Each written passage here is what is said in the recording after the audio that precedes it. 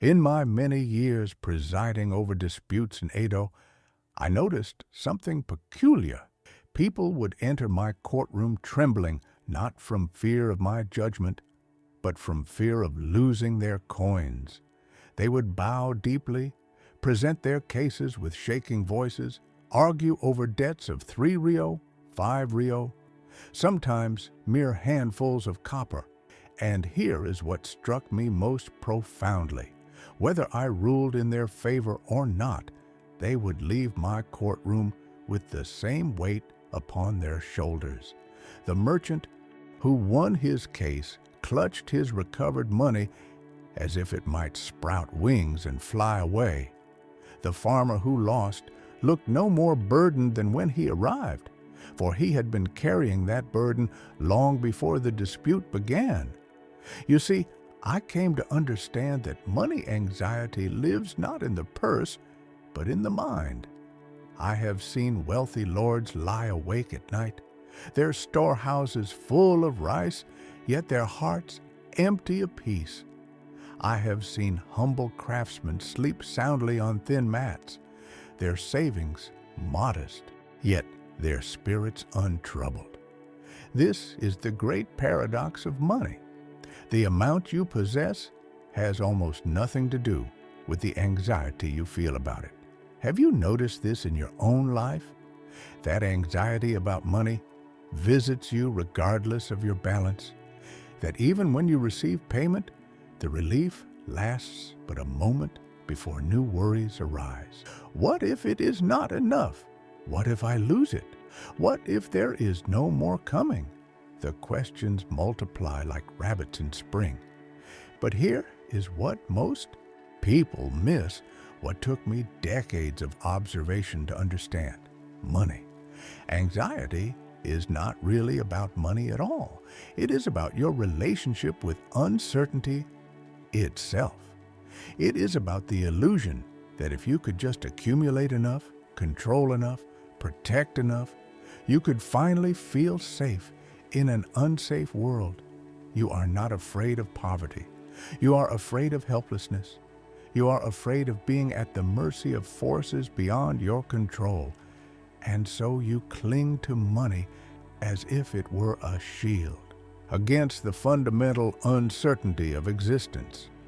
In all my years on the bench, I never saw a coin that carried worry within it, only hands that clutched too tightly. Let me share with you 3 cases that taught me everything about money anxiety. 3 people, 3 different circumstances, yet all suffering from the same fundamental misunderstanding. The first was a wealthy rice merchant named Tanaka. He came before me in a dispute over a small debt owed to him. As I reviewed his accounts, I saw a man of considerable means, yet his hands trembled when he spoke of money. After the hearing, I asked him privately, "Tanaka-san, your storehouses could feed a village for 2 winters. Why do you pursue this small sum with such desperation?" He looked at me with hollow eyes and said, "Your Honor, it is precisely because I know how quickly fortune can turn. I must protect every grain." Here was a man imprisoned by his own abundance. He believed that by hoarding, by controlling every transaction, by never letting go, he could build walls high enough to keep uncertainty out. But you see, he had confused safety with suffocation. The second case involved a farmer named Kenji, who owed money to 3 different creditors. By all accounts, he should have been drowning in anxiety. Yet when he stood before me, there was a lightness to him. He acknowledged his debts freely, explained the failed harvest, and proposed a fair repayment plan. "I will pay what I can, when I can," he said, simply. "The fields will produce again, or they will not. Either way, I will find a way." What struck me was this: Kenji treated money like water in a stream. It came, it went, it flowed according to seasons beyond his control. He did not try to dam the river or hold the rain in his hands. He simply worked with what was there. The third case was a samurai who had lost his position and all his stipend. He came before me not as a plaintiff or defendant, but seeking counsel on a minor legal matter. He wore a patched robe and carried himself with complete dignity. When I asked how he managed without his former income, he smiled and said, "Your Honor, I discovered that I am more resourceful than I knew. I teach calligraphy now. I mend umbrellas. I eat less and appreciate more." The money left, but I remained. Do you see the pattern? Tanaka had money, but no peace. Kenji had debt, but no despair. The samurai had nothing but no anxiety. The difference was not in their circumstances, but in their understanding. Tanaka believed money could control uncertainty. It cannot. Kenji understood that money flows according to its own nature, and he learned to flow with it. The samurai realized that his true security came not from what he possessed, but from his ability to adapt, to create, to remain whole regardless of external conditions. Here is the uncomfortable truth I learned. We create money anxiety by treating money as if it were solid ground beneath our feet, when in reality, it is more like weather. You cannot control the weather. You can only learn to dance in the rain, build shelter when needed, and trust that seasons change. The moment you stop trying to grasp money, the moment you open your palm instead of making a fist, everything shifts. Part 3. The Judge's Observations on Flow. After decades of observing human nature through the lens of disputes and confessions, I began to see money not as a thing to be possessed, but as energy that must move. Let me offer you an image that changed my understanding entirely. Consider the river that runs through Edo. It flows constantly, bringing fresh water, carrying boats, sustaining life along its banks. Now imagine if someone tried to own that river by building a dam, trapping all the water in one place. What happens? The water upstream dries up. The water downstream stagnates and becomes foul, and the trapped water itself grows stale and breeds disease. The river was never meant to be captured. It was meant to flow. Money is precisely like this. It must circulate. The merchant who hoards believing he creates security actually creates stagnation. The wealth sits idle, gathering dust, while opportunities pass by. But the craftsman who spends on good tools, who invests in his apprentice, who shares a meal with a struggling neighbor, his money flows outward and somehow mysteriously flows back in unexpected ways. Not through magic, but through the natural principle that giving creates relationship. Relationship creates opportunity, and opportunity creates prosperity. Now, here I must warn you of a trap. Some people, upon hearing this wisdom, pretend they do not care about money at all. They adopt a false spirituality, saying, "Money means nothing to me," while secretly checking their purse every hour. This is not freedom. This is denial, wearing wisdom's robes. I have seen monks more anxious about donations than merchants about profit. The goal is not to pretend money doesn't matter. The goal is to understand its true nature and your relationship to it. Let me share another image. Money is like breathing. You must inhale and exhale. If you only inhale, holding your breath, hoarding the air in your lungs, what happens? You suffocate. You turn blue. You panic. The very thing you are clutching kills you. But if you exhale freely, trusting that the next breath will come, you remain alive, calm, healthy.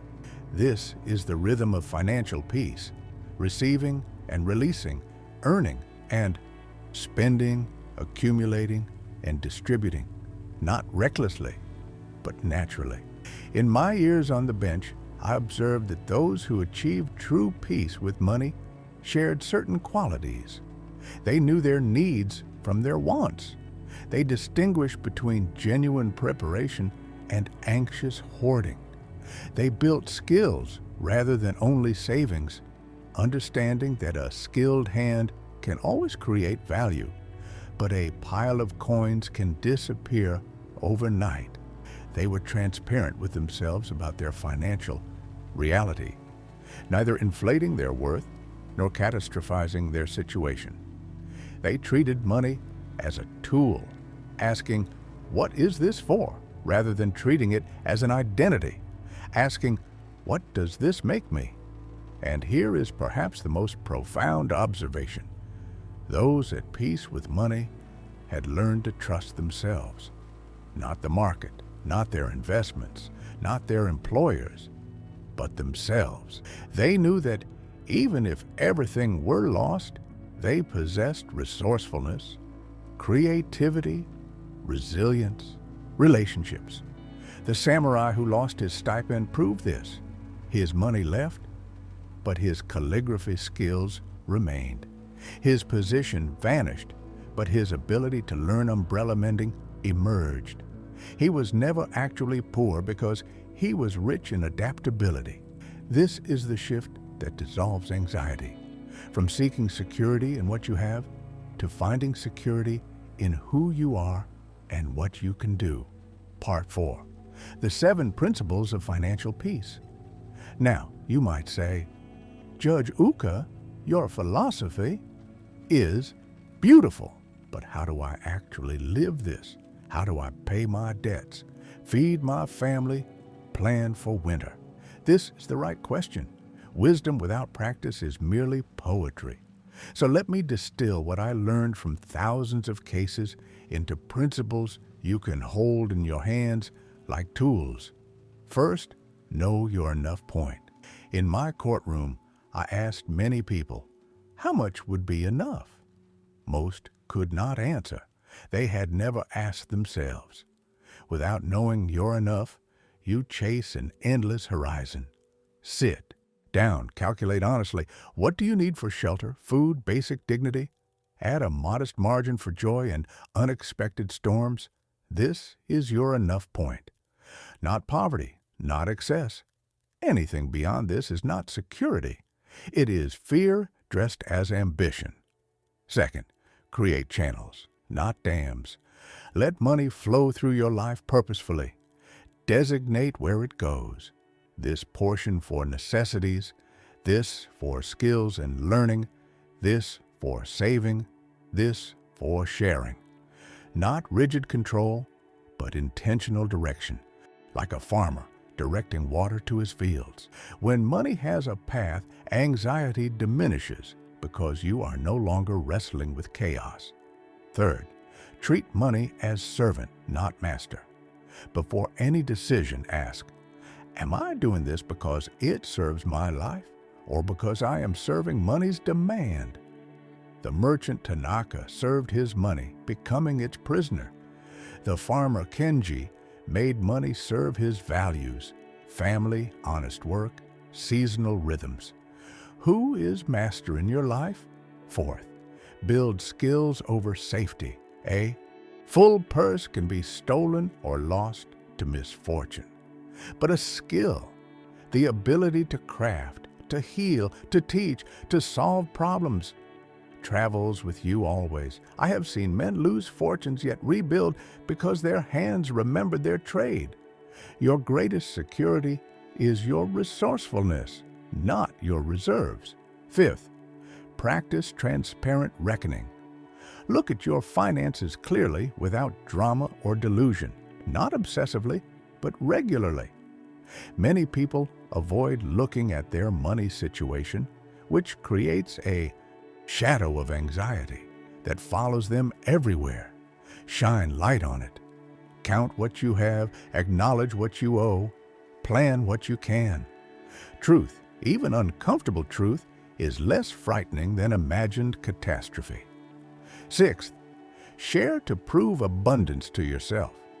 This sounds backwards, but I observed it repeatedly. Those who shared modest amounts, even when they had little, felt wealthier than hoarders with full storehouses.